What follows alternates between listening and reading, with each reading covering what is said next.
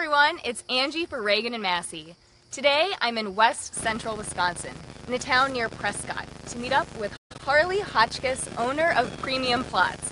Harley's an avid hunter, a wildlife conservationist, and a food plot expert.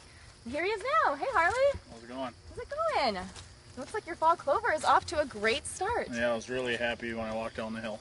So you own your business, Premium Plots, and you help your customers establish food plots on their property for deer, turkey, other wildlife, but it's not just for hunters.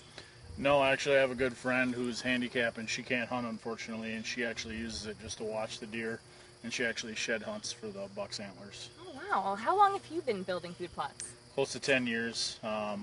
Started out doing it on my own, just figuring out what the deer loved, trying to get them bigger and healthier. And then I just decided, with all my equipment and all the knowledge I had, I decided to start a business and spread the wealth. Well, that's great. And as you know, last week we asked our friends on Facebook to submit questions about food plot site selection, seed preparation, fertilization, and forage. So let's get right to the questions. We've got some great ones. All right, the first one is, what type of forage do deer like the best? Pretty much anything that's green. Brassicas in the late season, they love those to get them through the winter. Clover, rye, oats, I mean, you name it, they love to eat it. Okay. Well, the next question is, we have a lot of wild turkeys up in the woods. What forages might attract them out into the open? Clover is a good one. They love to come through and pick all the bugs out of it. Otherwise, they love to scratch through it and find any seeds that they can get as well. Okay. Well, the next question is, should I put my deer stand right next to the food plot or somewhere else? You see it on the TV shows a lot. You can be successful, but what I recommend is 50 to 100 yards off of one of their main trails where they like to access the food plot, so that way you can ambush them before they come in, get in. Sure, makes sense. All right, other than attracting deer and turkeys, what other benefits do food plots provide? One thing I've noticed, especially with sorghum and the Egyptian wheat that's behind me, the tall grass, I use that to screen my presence in and out of food plots. The songbirds love it, and I've shown a big increase of grouse actually on my property as well. Okay. Well, here's another question. I planted a food plot for the first time last year, but it didn't amount to much. What did I do wrong? It could be a number of things. Without knowing and actually talking to the customer, it could have been as simple as a soil sample. That's the first key to success.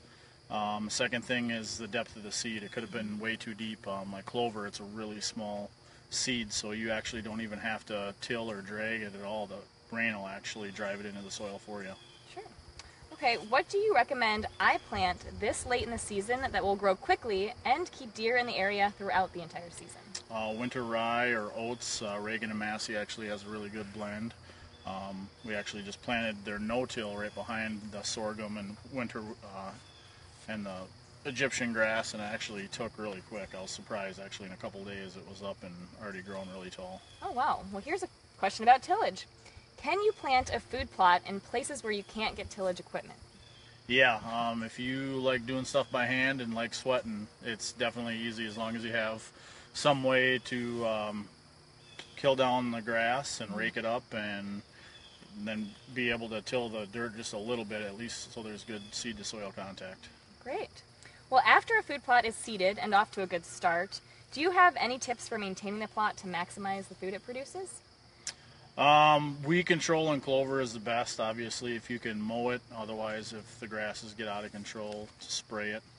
Otherwise, there are some fertilizers you can use, especially on brassicas. They eat a lot of nitrogen, so spreading that after about 3 to 4 weeks of germination is always good. Okay. Well, here is the last question. I've heard about a fabled deer in these parts. You talked about it a little bit before, but can you share the story with us? His name is Crab. He's been on my property. This will be the 4th season I've been chasing him. He's just got a really interesting brow tines. They look like crab claws. I estimate him at about 6.5 to 7.5 years old. He's gotten the better of me over the last couple of years, so yes, I've been chasing him, and hopefully this year I can take him out of one of the plots that Ragan and Massey that I've planted here on my property. So I think you might have to post a picture of Crab in the comments section below. I can do that. Well, Harley, thank you so much for all your time. We really appreciate it. We hope that you found it super helpful. And if you guys have any more questions about food plots or forage selection, please make sure to check out RaganandMassey.com.